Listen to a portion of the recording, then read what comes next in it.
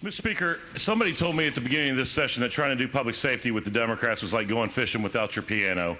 But I decided I would let it go, and I've been biting my tongue. I was frustrated, Mr. Speaker, when I saw that among the first acts of the new administration, both in the governor's mansion and the Attorney General's office, was to gut Ceasefire Virginia. Just a few statistics on that.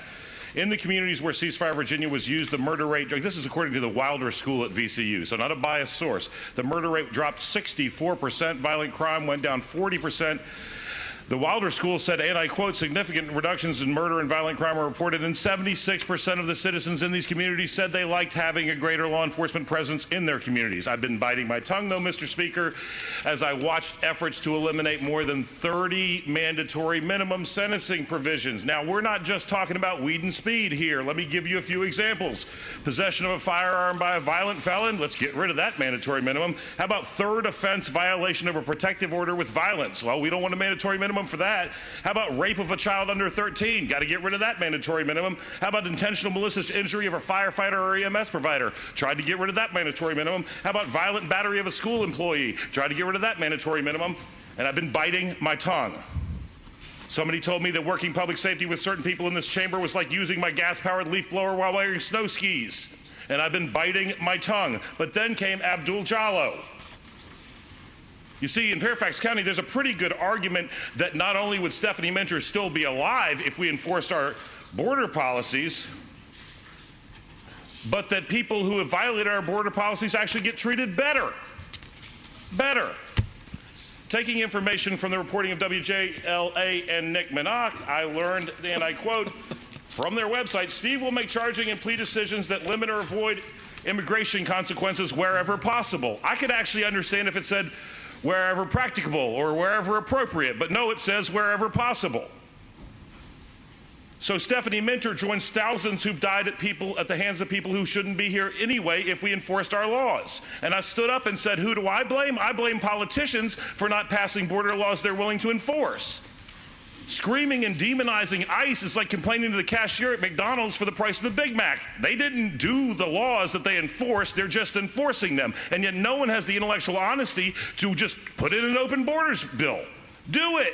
If that's what you want, stop demonizing ICE. But Stephanie Minter now joins Jamil Shaw.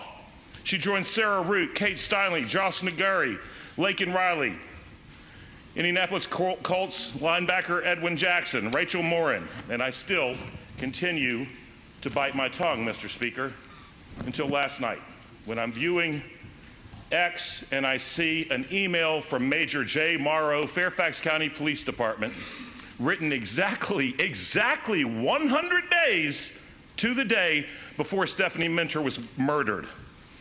Amongst the quotes from the email, why is he out so soon? He outlines sexual assault, sexual violence against women. He outlines multiple stabbings, malicious wounding. And let me just tell you guys watching at home, malicious wounding is kind of like attempted murder, but we don't charge that in Virginia. We charge malicious wounding. He said, I want to share my concern that it's not if, but when he will maliciously wound, or worse, again. And 100 days later to the day, a 41-year-old mother was murdered. And it's not like we didn't have warning signs. Abdul Jallo beat and stabbed Larry Gross. There are reports of him, quote, stomping a man's head into the ground, unquote. There are reports of other stabbings, yes, with an S, other stabbings. Over 150 interactions with Fairfax law enforcement, 150. 30-plus charges, most of which were just dropped because we got to seek, immigration consequences avoidance. And there's more. It's not just an isolated incident. Marvin Morales Ortiz, there's an ICE detainer on him. Fairfax police let him go, refused to turn him over to ICE when he was held for murder. And a couple days later, wait for it, he murdered someone. Humberto Navarro Romero repeatedly dropped charges. There's an ICE detainer. They don't turn him over. And a couple of days later, he forcibly rapes a woman on a public trail where children play.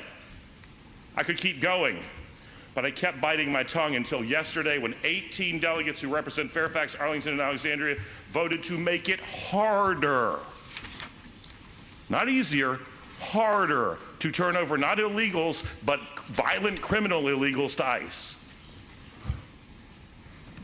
Gaslight much? They told us we were bad for not joining them and voting that way. Mr. Speaker, I'll conclude this way. Ronald Reagan once famously said the 9 most terrifying words in the English language are, "I'm from the government and I'm here to help." You guys in Nova, the rest of us in Rova, please stop. We don't want this kind of help. Thank you, Mr. Speaker.